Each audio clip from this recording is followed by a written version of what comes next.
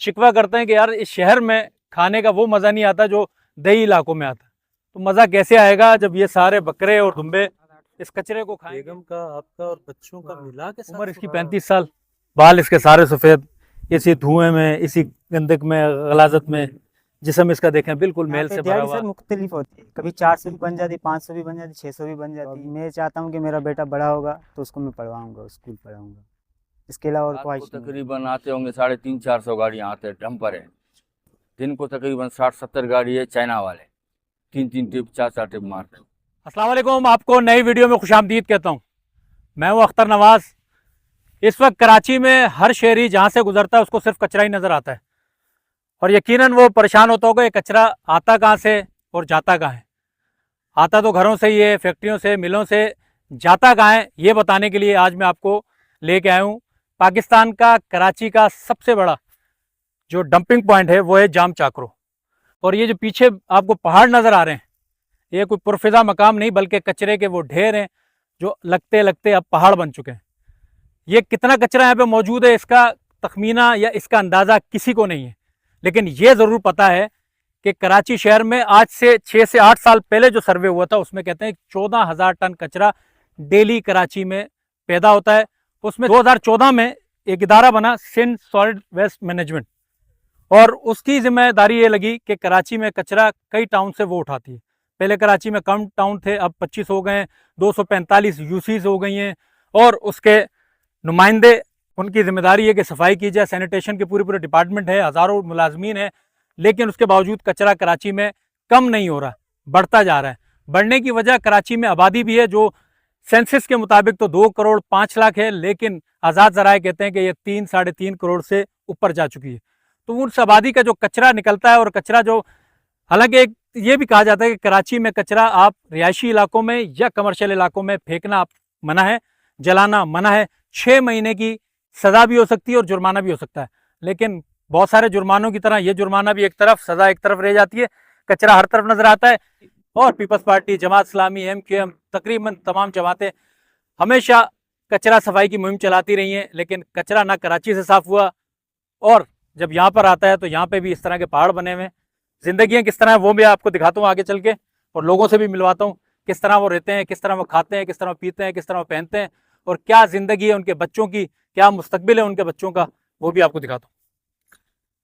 तो जब आप डंपिंग पॉइंट में अंदर आएंगे तो यहाँ पे छोटी पहाड़ियाँ नज़र आ रही हैं कचरे की, और यहाँ पे छोटे बच्चे दिख रहे हैं कि वो कचरा चुन रहे हैं। ये क्या उठाया हुआ आपने बेटा?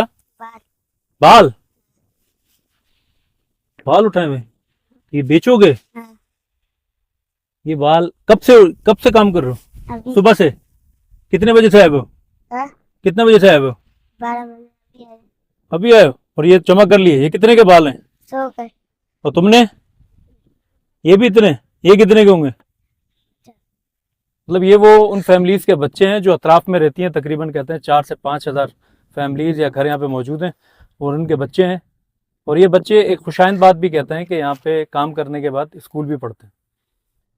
कराची में इस वक्त कढ़ाई, वो ख़ास करके बकरे की कढ़ाई और दुम्बे की कढ़ाई खाने का बहुत रुझान है, और अमूमन दोस्त शिकवा करते हैं कि यार इस शहर में खाने का वो मज़ा नहीं आता जो देही इलाकों में आता। तो मज़ा कैसे आएगा जब ये सारे बकरे और दुम्बे इस कचरे को खाएंगे और इससे पलेंगे, तो इसके गोश्त में जायका कहाँ से आएगा?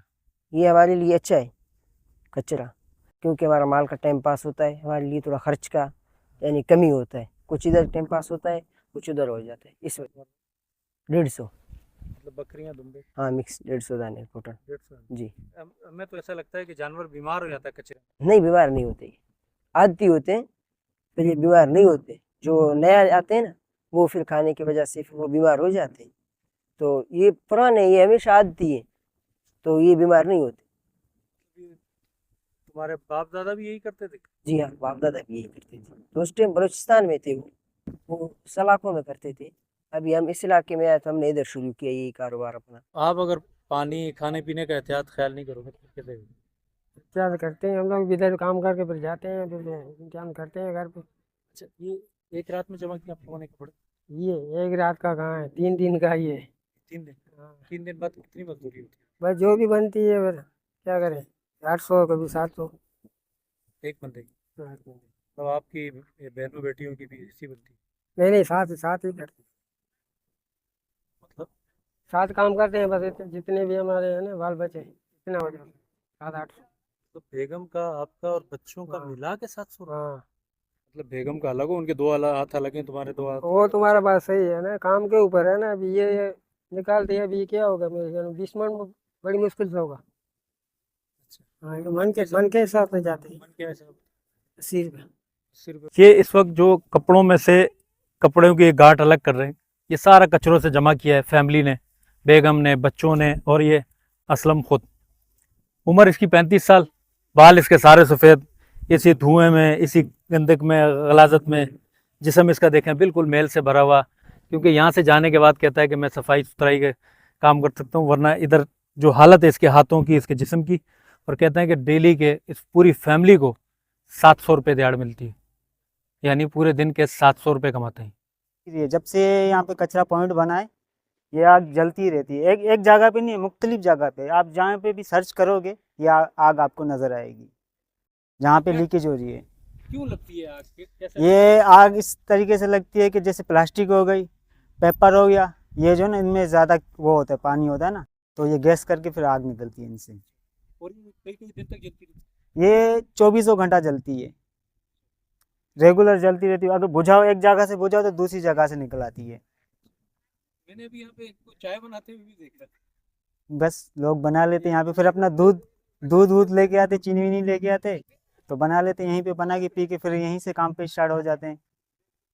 मुख्तलिफ काम करते हैं यहाँ पे। कोई कपड़ा निकालता है, कोई प्लास्टिक निकालता है, कोई हड्डी लेता है, कोई शीशा उठाता है, कोई गत्ता उठाता है।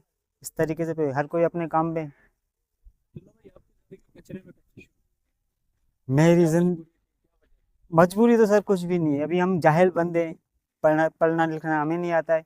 और अभी शहर का हालात ऐसे हैं कि सर कोई बंदा किसी पे जल्दी यकीन नहीं करता है, पता नहीं चोर है क्या नहीं है। अगर काम मांगने जाओ ना, पहले बोलते हैं कि भाई कोई जवाबदार लाओ, हमें जवाबदार चाहिए कि आपको हम काम दे सकते हैं, तो जवाबदार भी होना चाहिए। आप क्या पता कोई चीज़ लेके भाग जाओ तो फिर कहाँ ढूंढेंगे आपको। इस वजह से हमें काम कोई नहीं मिलता, फिर हम लोग यही यहाँ पे गुजारा कर लेते हैं। यहाँ पे दिहाड़ी सर मुख्तलिफ होती है, कभी 400 भी बन जाती है, 500 भी बन जाती है, 600 भी बन जाती है। फैमिली में अम्मी अबू है, भाई है, मेरा एक छोटा बेटा है, बस मैनेज कर लेते हैं। मैनेज करता हूँ, हमें फार्मूला बता दो। फार्मूला ये है कि अगर जहाँ पे 20 की चीनी लेनी पड़ती है वहाँ पे 10 की खरीद लेते हैं, ऐसे कर लेते हैं।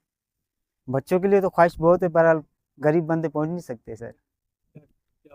मेरा यही ख्वाहिश था कि देखो ना, जब हमें तो ज़हन नहीं था, हमें अबू ने पढ़ाया, हम लोग इतने नहीं पढ़े, तो अब मैं चाहता हूँ कि मेरा बेटा बड़ा होगा तो उसको मैं पढ़वाऊँगा, स्कूल पढ़ाऊँगा। इसके अलावा और ख्वाहिश नहीं है। मोहम्मद रमज़ान मेरा नाम है। मेरा काम यहाँ पे है बंदों का निगरानी करना। जो बंदे जो ना आगे पीछे मशीन में जाते हैं ना, पहले 1-2 बंदे यहाँ पे लग चुके थे, मशीनों में हादसा हो गया था।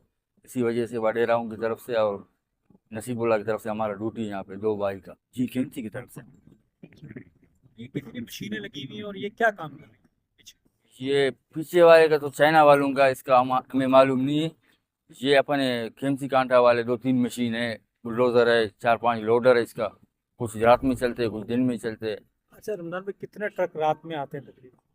दिन में तकरीबन कितने? रात को तकरीबन आते होंगे 350-400 गाड़ियाँ आते हैं, डंपर है। दिन को तकरीबन 60-70 गाड़ी है, चाइना वाले 3-3 ट्रिप 4-4 ट्रिप मारते हैं। तो ये सारा कचरा इसी ग्राउंड में फेंकते रहते हैं? कभी इसी प्लाट पे फेंकते हैं, अगर ये प्लाट जब भर जाता है तो दूसरी जगह पे शिफ्ट करते हैं। 3-4 प्लाट इनके पास होते हैं, जो भर जाता है ना फिर मशीनें लगा के उसको साफ करते हैं, दूसरे प्लाट में चला जाता है। तो ये जो काम कर रहे हैं रमजान, ये सारे प्राइवेट लोग हैं? ये असल गोट वाले लोग हैं, गरीब लोग हैं, सब यहाँ के रहने वाले हैं, शुरू से आए हुए यहाँ पे यही काम करते हैं। जो अड्डी मिल गया, प्लास्टिक मिल गया, लोया मिल गया, जो मिलते हैं, फिर छोटे छोटे बच्चे, लेडीज वगैरह सब आते हैं यहाँ पे मशीनों के आगे पीछे। जैसे मशीन लेवल करता जाता है तो ये लोग घूमते रहते हैं, जो मिलता है फिर अपने बोरी में डालते रहते हैं। अच्छा, रमजान भाई सुना है कि ये पीछे पहाड़ पे जो काम हो रहा है जी, चाइना वाले, ये अच्छी खबर है, कहते हैं कुछ क्या कर रहे हैं? ये समझ में नहीं आ रहा। कोई लोग कह रहा है कि गैस निकालना चाह रहा है, कोई बोल रहा है कि कचरा वहाँ पे लेकर जाएगा, कुछ निज़ाम चलाएगा वहाँ पे, तो समझ में नहीं आ रहा है हमें। रमजान, मैंने यहाँ पे कई जगह पे देखा गैस निकल रही है। गैस तो ये अक्सर सर्दियों में ज़्यादा निकलता है। जब सर्दी का मौसम होता है ना, तो हर जगह से ये ज़मीन लीक हो जाता है। जैसे मट्टी डालता है इसके ऊपर, तो ये मतलब गैस उड़ जाता है इसका। ये गर्मी में ज्यादा नहीं होता, ज्यादातर होता सर्दी में। मैंने यहाँ पे एक दोस्त को चाय बनाते हुए देखा उसमें। हाँ, हम लोग खुद चाय भी बनाया है, यहाँ पे सालन भी बनाया है, गोश्त वोश्त मंगा के यहाँ पे सालन भी बनाया हम। अच्छा, जगह जगह पे बड़ा हुआ है गैस का, अभी दिखा सकता हूँ आपको। गुलनार भाई हम लोग आए तो हमें तो बड़ा मसला खाते हो, दुआ लगा वो लगा, आप लोग आते हो तो जी जी, हम लोग का ऐसा आदत हो गया है सारा दिन, मतलब ये जो बकरा ईद के टाइम पे जो ओजड़ियाँ चल रहे थे ना 4 दिन 5 दिन, इसका हम लोगों को कुछ महसूस ही नहीं हो रहा था, बल्कि हम लोग आस पास में घूम रहे थे लोग। हमारी नहीं होती। नहीं कुछ आदत हो गई, इतने 10-15 हज़ार बंदे यहाँ पे काम करते थे, कोई बीमार नहीं हुआ है। बल्कि हड्डियाँ सारे जमा किया, ओजड़ियाँ काट काट के बेच रहे थे। अच्छा, आपको लगता नहीं कि आज नहीं, आज जवानी है पता नहीं चल रहा है, लक्कड़ आजम पत्थर आजम, थोड़े दिनों बाद थोड़े अरसे बाद कुछ नहीं सर, हमारा जवानी का, अब तो हम तो बहुत बड़ा हो गया है। यहाँ मतलब कोई भी आके काम कर सकता है या सिर्फ ठेकेदारी निज़ाम? ये ठेकेदारी निज़ाम है, तो गवर्नमेंट से ठेका उठाता है, नसीबुल्ला वाले हैं ना, हाजी नसीबुल्ला है, वो ठेकेदार है यहाँ का बड़ा, वो ठेका उठाता है, तो गटर का भी हो गया, कचरे का हो गया, फिर वो चलाता है निज़ाम इधर का। 10 से या 12 हज़ार मतलब यहाँ पे बंदे हैं, छोटे छोटे बच्चे, लेडीज भी है, सब काम करते हैं यहाँ पे, कचरे पे जो मिलता है उठा लेते हैं यहाँ पे। जाम चाकरों की इस डंपिंग पॉइंट में जहां 10 से 12 हज़ार इंसान अपनी रोजी कमाते हैं, वहीं पे तकरीबन हज़ारों की तादाद में गाय, भेड़, बकरियां और दीगर जानवर भी यहीं से अपना रिस्क हासिल करते हैं। सिंध गवर्नमेंट की कई कवानीन की तरह यहाँ पर भी कानून की पामाली की जा रही है। सिंध गवर्नमेंट कहती है कि कचरा जलाने पर पाबंदी है, पर साईं सुने साईं बोले। आज आपको पाकिस्तान का सबसे बड़ा डंपिंग पॉइंट जो कराची में मौजूद है और कराची के मरकज से सिर्फ 30 किलोमीटर दूर है, लेकिन जाम चाकरों में जो यहाँ पे तकरीबन कहते हैं कि दिन भर में 400 से 450 बड़े ट्रक और इसके अलावा सिंध सॉलिड वेस्ट मैनेजमेंट की जो छोटी गाड़ियां हैं वो कराची से कचरा जमा करके इन साइट्स पे आती हैं और यहाँ पर तकरीबन कहते हैं कि 10 से 12 हज़ार लोग अपना रिस्क कमाते हैं। यह फैमिली इस वक्त छोटी सी एक मौजूद है, बच्ची भी है, जवान भी है और बूढ़ी खातून भी है, ये भी अपना रिस्क यहीं से कमाते हैं। इसी तरह हज़ारों जानवर भी आपको दिखाए कि वो भी यहाँ पे अपना रिस्क हासिल करते हैं और इस तरह एक दुनिया यहाँ पे आबाद है। इस कचरे के बिल्कुल पास तकरीबन 4000 से ज़ायद घर भी मौजूद हैं, यानी उनको भी पानी, गैस, बिजली कुछ नहीं मिलता, लेकिन एक ज़िंदगी है जो रमा दमा है कराची के इस साइड पे, एक तरफ पे। उम्मीद है आपको वीडियो अच्छी लगी होगी। फिर किसी नई वीडियो में मिलूंगा। अल्लाह हाफिज़।